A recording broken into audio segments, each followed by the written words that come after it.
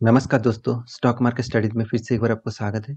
तो आज मैं बात करने वाला हूँ एक दिग्गज न्यूज़ के बारे में, क्योंकि जो न्यूज़ यहाँ पे मैं बात करने वाला हूँ, वो टोटली गवर्नमेंट सेक्टर से जुड़े हुए हैं और इसमें आपको ज़रूर फ़ायदा मिलेगा। कौन-सा शेयर में इस न्यूज़ के चलते हुए फ़ायदा मिलेगा, पूरा डिटेल्स में आपको समझाऊँगा और वीडियो को मत स्किप करिए, बहुत कुछ सीखने को मिलेगा। और अभी तक मेरे चैनल को सब्सक्राइब नहीं किया तो जरूर सब्सक्राइब कर लीजिए। Daily basis stock market information चाहिए तो इस चैनल में बने रहिए। तो चलो देखते हैं सरकार सरकार का जो स्कीम है वो क्या है। यहाँ पे आप देख सकते हैं सरकार ने जो पीएलआई स्कीम ले आया था, actually production linked incentive scheme. मैं इसके ऊपर अलग से वीडियो बना चुका हूँ, आप प्लेलिस्ट में जाकर देख सकते हैं। पीएलआई स्कीम लिख के सर्च करिएगा, आपको मिल जाएगा। तो पीएलआई स्कीम में क्या था, कंपनी ने मतलब गवर्नमेंट ने ये डिसाइड किया था, जितने सारे कॉरपोरेट कंपनीज जितने सारे प्रोडक्शन करेंगे और जितने सारे माल बाहर की कंट्री में एक्सपोर्ट करेंगे और जितने सारे मैन्युफैक्चरिंग करेंगे, तो उसके ऊपर बहुत सारा छूट दिया जाएगा। तो इसी के चलते हुए जितने सारे स्कीम लेके आया था उसके ऊपर मैं आपको डिटेल्स में दिखाया, फिर भी एक बार आपको दिखा देता हूँ। यहाँ पे देखिए जितने सारे स्कीम है यहाँ पे पूरा डिटेल्स में दिया गया है। अब स्कीम को भी देख सकते हैं। यहाँ पे देखिए ऑटोमोबाइल एंड ऑटो कंपोनेंट्स के ऊपर यहाँ पे 57,000 करोड़ का इन्वेस्टमेंट करने के लिए सोचा है गवर्नमेंट ने। फार्मास्यूटिकल के ऊपर भी है, यहाँ पे देखिए टेलीकॉम सेक्टर के भी ऊपर है, टेक्सटाइल है, फूड प्रोडक्शन है, यहाँ पे देखिए हाई इफेक्टिव पीवी मॉडल्स के ऊपर है और यहाँ पे देखिए वेट गुड्स के ऊपर है एंड स्पेशलिटी स्टील के ऊपर है। तो सबके ऊपर यहाँ पे इन्वेस्टमेंट करने के लिए गवर्नमेंट ने सोचा है, क्योंकि पीएलआई जो स्कीम है वो टोटली गवर्नमेंट ने जो स्कीम लॉन्च किया है वो ज़बरदस्त स्कीम है। इसी के चलते जितने सारे कॉर्पोरेट कंपनीज है वो बहुत अच्छा खासा तेजी दिखा रहा था, इसीलिए मार्केट ज़बरदस्त भाग रहा है। जब से स्कीम स्टार्ट हुआ है तब से अच्छा खासा यहाँ पे भागने का मौका दिखा रहा है। और इसके जो इफ़ेक्ट होगा, मतलब फ्यूचर में कौन-सा सेक्टर में इसके ऊपर इफ़ेक्ट होंगे, उसके ऊपर मैं यहाँ पे बात करने वाला हूँ। सबसे ज़्यादा इफ़ेक्ट कौन-सा कंपनी के ऊपर पड़ेंगे, मतलब कौन-सा कंपनी फ्यूचर में भाग सकते हैं इस स्कीम के चलते हुए, तो आपको ज़रूर यहाँ पे देखना होगा, तभी आपको पता चलेगा, ठीक है? यहाँ पे सबसे आप देख लीजिए, जितने सारे प्रोडक्शन होंगे, सबसे पहले क्या करना होगा, उसको एक्सपोर्ट करना होगा। तो एक्सपोर्ट करने के लिए आपको सबसे ज़्यादा जो मैंडेटरी होगा वो है कंटेनर, क्योंकि बाहर के कोई भी कंट्री से एक्सपोर्ट और इंपोर्ट करते हैं तो प्रोडक्ट सबसे पहले किसके ऊपर आता है, कंटेनर के ऊपर। तो कंटेनर से कोई भी प्रोडक्ट एक्सपोर्ट करेंगे तो कंटेनर का ज़्यादातर यहाँ पे मतलब रिक्वायरमेंट होगा और कंटेनर सबसे ज़्यादा चाहिदा होगा। तो इसीलिए कंटेनर के ऊपर आपको नज़र रखना होगा। तो इसीलिए सबसे पहले जिस स्टॉक के बारे में यहाँ पे बात करने वाला हूँ वो आप देख लीजिए। यहाँ पे आप देख सकते हैं कॉनकोर, जिसका नाम है कॉनकोर। आप देख सकते हैं यहाँ पे देखिए, container corporation of India. Totally आप इसको गवर्नमेंट सब्सिडियरी कंपनी भी बोल सकते हैं। कंपनी का जो परफॉर्मेंस है इसके ऊपर बात करूँ तो कंपनी बहुत ज़बरदस्त कंपनी है और निफ्टी 50 के ऊपर भी आते हैं ये कंपनी। तो कंपनी की जिस तरीके से परफॉर्मेंस है, ओवरऑल बात करूँ कंपनी खराब नहीं है, कंपनी ज़बरदस्त है। इसका मार्केट कैपिटलाइजेशन 43,000 करोड़ भी है, बहुत बढ़िया कंपनी है। साथ ही साथ इस कंपनी में फ्यूचर में बहुत अच्छा खासा मतलब चाहिदा होगा, क्योंकि कंपनी जो है वो टोटली कंटेनर के ऊपर काम करते हैं और कंटेनर फ्यूचर में आपको ज़रूर बहुत ज़्यादा रिक्वायरमेंट होगा, क्योंकि जितने सारे प्रोडक्ट्स बनेंगे उसको एक्सपोर्ट करने के लिए सबसे ज़्यादा कंटेनर को ज़रूरत होगा। तो इसलिए इस कंटेनर को कंपनी को, मतलब कनकोर कंपनी को आपको रडार पे रखना चाहिए, इसके ऊपर स्टडी भी करना चाहिए। कंपनी के देखिए, मैं जिस कंपनी के बारे में यहाँ पे बता रहा हूँ इसका मतलब ये नहीं कल जाके आप खरीदारी कर लेंगे। उसके ऊपर स्टडी करिए, उसके ऊपर ज़रूर नज़र रखना, तभी आपको पता चलेगा कंपनी किस तरीके से परफॉर्मेंस कर रहा है।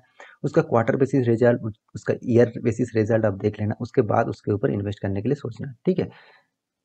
तो कंटेनर सिर्फ नहीं चाहिए, तो कंटेनर जब सिर्फ एक ही कंपनी नहीं है, बहुत सारे कंटेनर कंपनी है। सबसे ज़्यादा बढ़िया जो कंपनीज है उसके ऊपर मैं यहाँ पे आपको दिखा रहा हूँ। देखिए और भी कुछ कंटेनर कंपनी है, तो उसके ऊपर भी आप स्टडी कर सकते हैं। देखिए उसके ऊपर मैं यहाँ पे बात नहीं करने वाला हूँ, मैं दिग्गज जितने सारे कंपनीज है उसके ऊपर बात करूंगा, क्योंकि फ्यूचर में आपको अच्छा खासा पोर्टफोलियो बनाना है तो अच्छा खासा स्टॉक में आपको इन्वेस्ट करना होगा। देखिए छोटा मोटा कंपनी में तो आप इन्वेस्ट जरूर कर देंगे, फिर भी मैं कहूँगा जिसका मार्केट कैपिटलाइजेशन लार्ज कैप नहीं है और जिसका परफॉर्मेंस अभी भी वीक है, mid cap small cap type company है, उससे आप दूरी रहे तो अच्छा है, ठीक है? तो फ्यूचर में आपको अच्छा खासा देखिए रिटर्न कम मिले तो भी चलेगा, 15% 16% रिटर्न मिले ईयर ऑफ ईयर बेसिस, वो भी ठीक है। फिर भी देखिए आपको सेफ्टी जोन में आप रहेंगे, तो अच्छा खासा स्टॉक में इसलिए आपको पिक करने के लिए बोलता हूँ।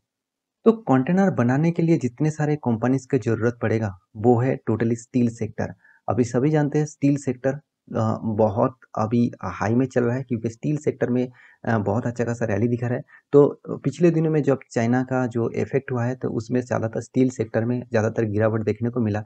फिर भी देखिए स्टील सेक्टर बहुत ज़बरदस्त है और फ्यूचर में स्टील सेक्टर बहुत अच्छा खासा परफॉर्मेंस करने वाला है। तो स्टील सेक्टर के ऊपर भी आपको स्टडी करना चाहिए। तो इसीलिए मैं आज 3 स्टील सेक्टर के बारे में बताऊँगा, जो इस पीएलआई स्कीम के साथ जुड़े हुए हैं। क्योंकि पीएलआई स्कीम में जब प्रोडक्शन होंगे तब मतलब कंटेनर बनाना पड़ेगा और भी कुछ रिक्वायरमेंट होगा, तो इसलिए स्टील सेक्टर के ऊपर भी आपको रडार रखना होगा। मतलब स्टील सेक्टर भी अच्छा खासा कंपनी आपको चूज करना होगा, जो फ्यूचर में आपको अच्छा खासा रैली दिखा सकते हैं। तो यहाँ पे मैं सबसे पहले जिस कंपनी के ऊपर लेके आया हूँ वो है जिंदल स्टील। आप सभी जानते हैं जिंदल स्टील के बारे में। अ, छोटा-मोटा कंपनी नहीं है, यहाँ पे आप देख सकते हैं यहाँ पे 36,000 करोड़ का यहाँ पे मार्केट कैपिटलाइजेशन है। लार्ज कैप कंपनी भी है और बहुत अच्छा खासा कंपनी भी है। इसके जो आज ही के दिन इसका करीबन देख लीजिए 0.03% का रिटर्न यहाँ पे मतलब 1% का रिटर्न यहाँ पे कंपनी अभी देने वाला है। तो धीरे-धीरे अपट्रेंड में जा रहा है, ये भी एक पॉजिटिव न्यूज़ है। तो यहाँ पे आप कंपनी का लॉन्ग टर्म चार्ट पैटर्न भी एक बार देख लीजिए। मैक्सिमम चार्ट पैटर्न आपके सामने ओपन करते हैं तो देखिए कंपनी कितना वोलेटिलिटी है, कंपनी कितना अप्स एंड डाउन दिखा रहा है। देखिए कंपनी के बारे में बात करूँ तो कंपनी परफॉर्मेंस अभी तो धीरे धीरे अपटर्न में जा रहा है।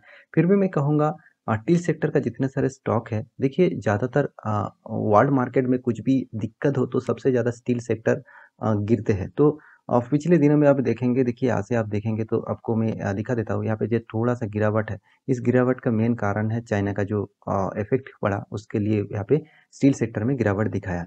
तो ये जो कंपनी है इसके बहुत अप्स एंड डाउन मूवमेंट है। मैं यही कहूँगा स्टील सेक्टर में आपको रडर रखना ही है तो जिंदल स्टील को आप अवॉइड कर सकते हैं, क्योंकि उतना खास मुझे नहीं लगता। कंपनी का परफॉर्मेंस ठीक-ठाक है, फिर भी देखिए इसका चार्ट पैटर्न देख के आपको नहीं अच्छा लगेगा, ठीक है?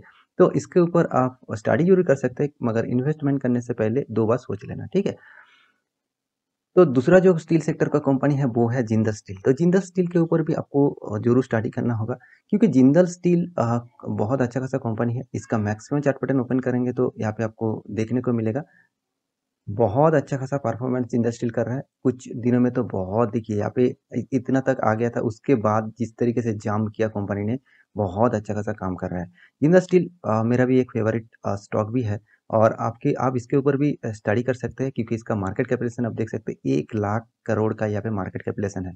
लार्ज कैप कंपनी है, ज़बरदस्त कंपनी है।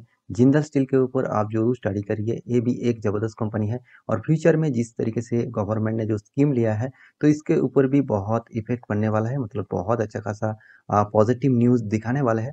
तो मेरे हिसाब से आप खुद ही जाकर फ्यूचर में देख लेना कंपनी कितना अच्छा खासा परफ़ॉर्मेंस करते हैं। तो ये था सेकंड कंपनी स्टील कंपनी का। और थर्ड जो स्टॉक है, सबसे फ़ेवरेट जो स्टॉक है टाटा स्टील, इसके ऊपर आपको ज़रूर नज़र रखना चाहिए, क्योंकि कंपनी जिस तरीके से परफ़ॉर्मेंस कर रहे हैं, ज़बरदस्त परफॉर्मेंस है। इसका देखिए चार्ट पैटर्न आप देखेंगे तो उतना खास नहीं लगेगा, क्योंकि कंपनी जिस तरीके से परफॉर्मेंस थोड़ा-सा अप और भी पीक एक फ्लैट मूवमेंट में चल रहा है, उसके बाद फिर से जंप। देखिए स्टील सेक्टर में तो इस तरीके से अप्स एंड डाउन आपको ज़रूर देखने को मिलेगा, क्योंकि वर्ल्ड बेसिस स्टील सेक्टर में इफ़ेक्ट पड़ता है। कोई भी वर्ल्ड बेसिस कोई भी न्यूज़ आ जाता है तो सबसे ज़्यादा गिरावट स्टील सेक्टर में पहले देखने को मिलेगा, उसके बाद बाकी सेक्टर में आपको देखने को मिलेगा। तो मोटा-मोटी बात करूँ यहाँ पे देखिए टाटा स्टील भी 1 लाख करोड़ का मार्केट कैपिटलाइजेशन लेके बैठा हुआ है और निफ्टी 50 का भी एक स्टॉक है, ज़बरदस्त कंपनी है। टाटा स्टील के ऊपर आप ज़रूर रडार रखिए, ज़रूर यहाँ पे नोटिस करके रखिए और इसके ऊपर ज़रूर स्टडी करिए। टाटा स्टील भी ज़बरदस्त कंपनी है और जिंदल जेएसडब्ल्यू स्टील भी ज़बरदस्त कंपनी है। तो मैं इस तीनों स्टील सेक्टर के बारे में आपको डिटेल्स में स्टडी किया। बहुत सारे स्टील सेक्टर है, आप उसके ऊपर भी स्टडी कर सकते हैं। मैं 3 जो लार्ज कैप कंपनी है उसके ऊपर यहाँ पे मैं डिटेल्स आपके सामने रखा हूँ।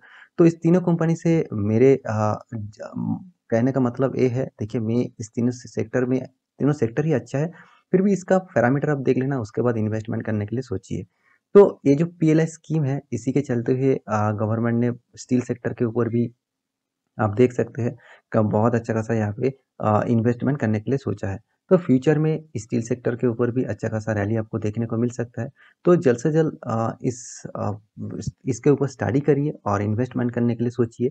लॉन्ग टर्म इन्वेस्टर बनना है तो आपको अच्छा खासा स्टॉक ज़रूर पिक करना होगा। तो आशा करता हूँ पूरा डिटेल्स आपको जानकारी मिल चुका होगा। तो मेरे वीडियो आपको अच्छा लगता है तो प्लीज़ लाइक करिए और कुछ क्वेश्चन है तो मुझे कमेंट भी कर सकते हैं। मिलते हैं नेक्स्ट स्टॉक और नेक्स्ट क्लास में। तब तक के लिए अच्छे से रहिए। अपने ख्याल रखिए। Bye bye.